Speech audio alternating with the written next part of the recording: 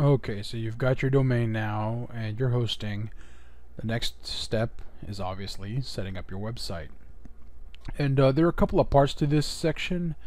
We're going to go over each one right now. We're going to go over why you should use WordPress.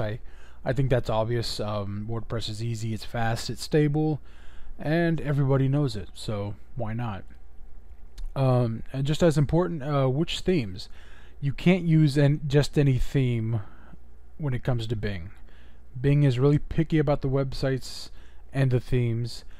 I don't know what triggers it to like certain themes or hate certain themes, but there are just certain themes that it likes and it hates a lot of the rest of them. I'm going to say that for Bing, 95% of WordPress themes are junk. It doesn't like them.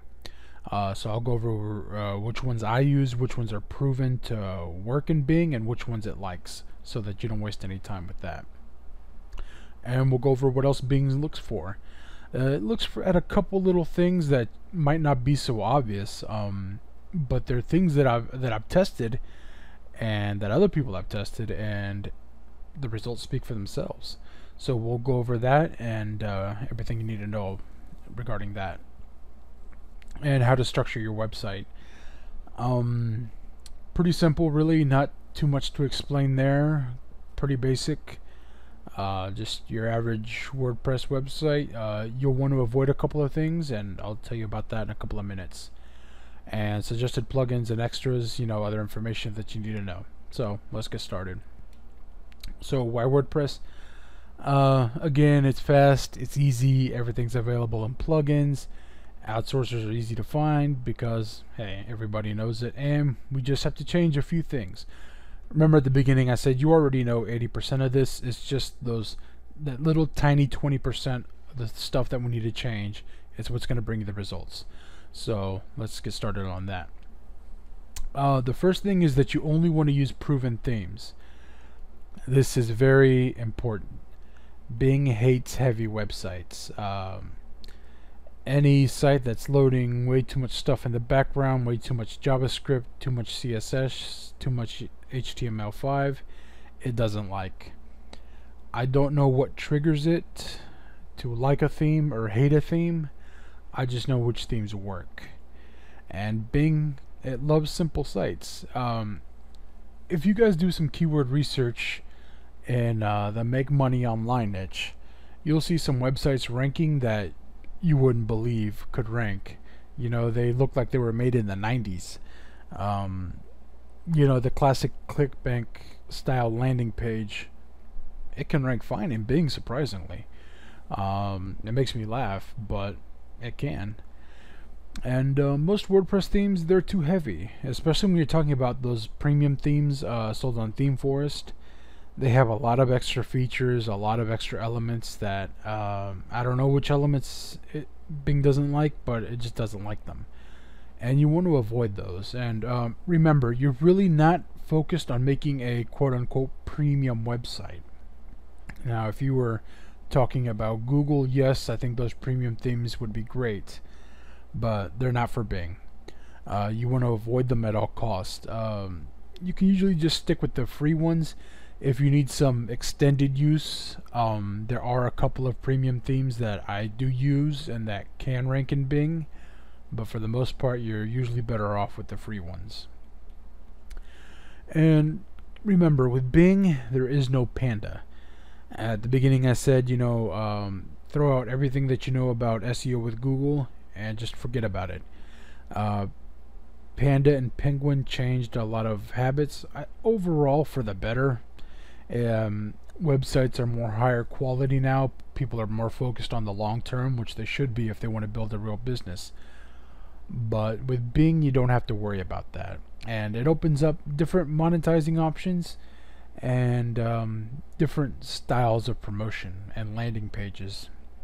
I mean, these days, you would be insane to try to rank a landing page on Google, but you can do it with Bing. And that's important because it increases your conversion rate, which at the end of the day means more money in your pocket. So keep that in mind when you're building your websites. Don't worry so much about Panda, and as much as I hate to say this, don't worry so much about the user experience. I know that's a terrible thing to say, but it's true. So what themes do I use? Well, these are the free themes that I like. These are themes that I use on a daily basis for Bing, and they're proven themes. That's the most important thing. I don't want you to venture off and try a different theme just because you're used to it or because you like the way it looks. These are all decent looking themes, I think. So you're not gonna, they're not ugly themes, and they're not, something like the default 2010 theme.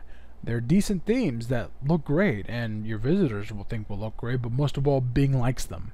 And that's the most important thing. We can't go off by what we want or what we want our site to look like in the pursuit of, art.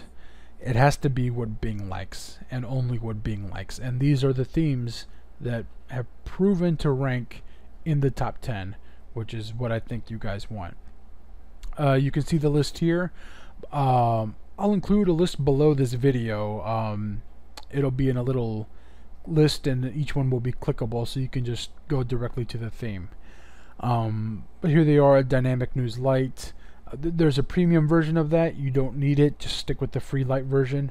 Songwriter, RCG Forest is one of my favorites. Contango is another great one.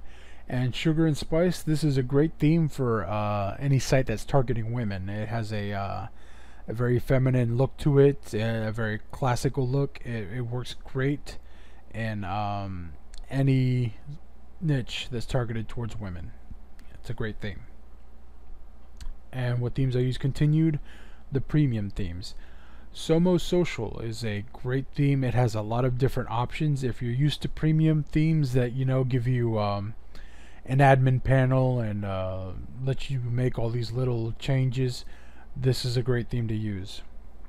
And same thing with Theme Junkie. Theme Junkie, Publisher, and WordPlus. Both of those are great themes. My theme shop's Glamour theme is another great one.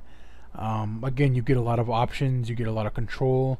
If you're an advanced WordPress user and you really want to use an advanced WordPress theme that lets you customize the site exactly the way you want it, then this is the direction you want to go. You want to stick with one of these themes. But remember, your goal is to scale as fast as possible. It is not to build the world's greatest website.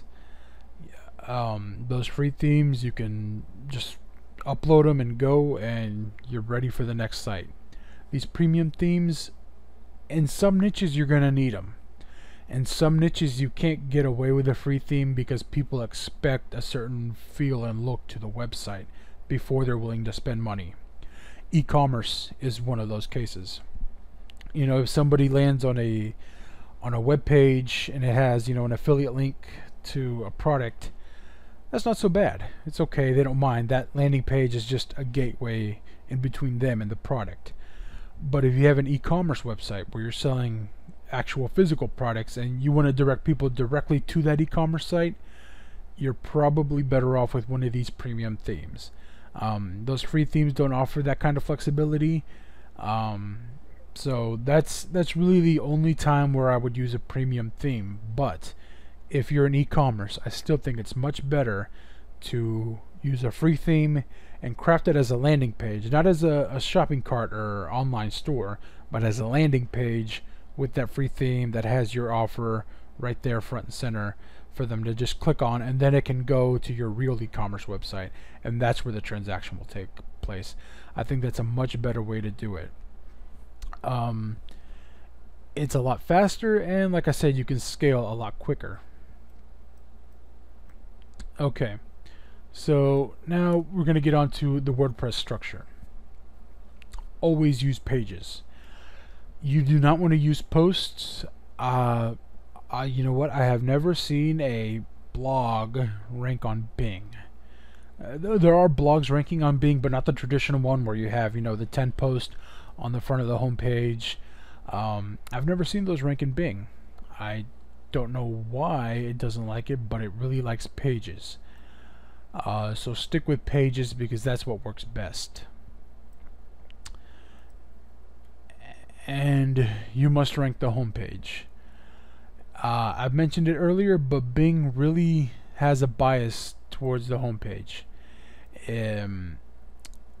most of the websites that are ranking on Bing are the home pages. There are very few sub pages, at least in the competitive niches. You see it more in long tail keywords, but with this method we're really not targeting long tails. We're targeting those high volume search terms. And when you look at those, it's usually home pages that are ranking. It's not the sub pages, it's not a blog post, it's the home page. Bing has a heavy bias towards the home page. We'll talk about more about that in the links section, and you'll understand why. But you need to know that you should always go for ranking the home page. And forget about sub pages. It's really not going to do much for you, and it's a waste of time, really. Don't put blog posts on the home page again. You can put them in the sidebar widget. That's fine. If you have the 5 most recent posts, that'll work fine in the widget. But you do not want to place any posts on the home page. And at least use 400 words of content. The good news is you can use spun content. Spun content will work great. It's what I do, and it's very easy. I recommend Word AI. I think it is probably the best article rewriting software out there. It's actually not software, it's an online service. I think the price is $49 a month for the basic package, but it's more than enough. And you can use that on all your websites. Just grab any article off the net, dump it into Word AI, and out pops a unique article that's ready to use. It's great, and it's well worth the price because of how much you save on content. Okay, required plugins. You don't really need a lot of them, just a couple of them. The first one is Google XML Sitemaps, and yes, it does ping Bing too. It's not so much to get your content indexed. Your site will be indexed pretty easily because it's a .us.com domain. This just speeds it up a little bit, and again, it's not to index your subpages or your blog posts. Those really don't count. Most of the time I use just a single page, which is the home page, and that ranks fine. But what it does, it lets you notify Bing that you're online, and whenever you make a change, it'll notify Bing, so you get crawled frequently. All-in-one SEO pack, again, another basic plugin that everybody knows how to use. I'm not going to walk you through everything. You optimize your title, you optimize your description, and you optimize your keywords. It's that simple. If you go ahead and use the no index on tag and search and archive pages, just for safety. I mean, it doesn't hurt. I don't think it'll help all that much, but it doesn't hurt to try it. And the most important plugin, WP Fastest Cache. If you remember earlier, I told you that Bing really takes into account site speed, and WP Fastest Cache is probably #1 the fastest way to cache, and it's the best plugin to use for that purpose. Not only will it cache the pages, it'll provide browser caching, it'll minify the CSS and the .js files, which will speed it up even more. And it's very easy to use. As you can see here are the settings for it, and as this image shows, you basically just want to enable everything. You want to enable the cache system. Don't show it for logged in users, because if you're logged into the WordPress site and you're making changes, you want to be able to see those changes as you're making them. And for those of you who aren't familiar with caching, caching basically takes your website and it makes a static image of HTML. And then it serves that HTML to everybody who visits the blog. When you're running WordPress and somebody visits it, WordPress has to go in, it has to go in through a database, and it has to read files, and it has to perform certain SQL queries, and all that takes time and server resources and RAM. And what caching does, it saves all that, and it just serves a saved copy of everything, and it really speeds up your website. It's something that you should deploy on all your websites. Even if you don't care about SEO, it'll speed up your website, and a fast website does affect conversion rates, so it's very important. And to go through these options, Logged in users, you want to don't enable caching for those, because that's going to be you making the changes. Mobile, that's more for usability than Bing, but it doesn't hurt. New post, you want to make sure that's checked, because whenever you create a new post or a new page, it'll clear the cache and show the freshest version. You want to minify CSS, combine CSS, combine JS, all those things. They just make it small, make those files smaller and faster to serve. gzip, you want that enabled, and browser caching, you want that enabled. As you can see, on all these settings, you just enable everything. These will all come enabled. About half of them will become enabled by default, but you want to go in there and enable everything. You should know how to use a plugin. It's very easy to use, so I'm not going to go into that. Don't worry about those other tabs, the delete cache, cache timeout, premium, and exclude. You really don't need to focus on that, not for Bing at least. Okay, so finally, a few notes. Speed matters. Use caching. I want to say that again. Bing really does take into account site speed much more than Google, and they were doing it long before Google. So you want to make sure your website is as fast as possible. It's not going to make or break you if you're 1 second slower than the guy next to you, than the guy above you. That's not going to be the deciding factor. Your on-page SEO, your links, and your domain authority are going to be the deciding factors. But page speed is about, I'd say, 10 to 20% of it. So you don't want to leave that on the table. You want to make sure that you use caching and that your site is nice and fast loading. And put your offer front and center. This really has more to do with page design than it does WordPress and I guess conversion rate optimization. But remember, you're not dealing with Panda on Bing. You can do stuff that you normally wouldn't be able to get away with on Google, and it'll work just fine. You want to use a squeeze page, that's okay. A content locker, that's fine. If you want to put a big banner right at the top of your page and a bunch of spun content down at the bottom, that is more than okay. Your offer should be front and center, because that's what's going to generate the most revenue. One-page websites are okay. It's mostly what I use because it makes it easy to scale real fast. You could go ahead and add, maybe an About Us and a Contact Us page, just, to make it look legitimate for your users. But I don't do that. I just use one-page websites, use them as a landing page, and send them off to my e-commerce site, my affiliate offer, or whatever else I'm doing.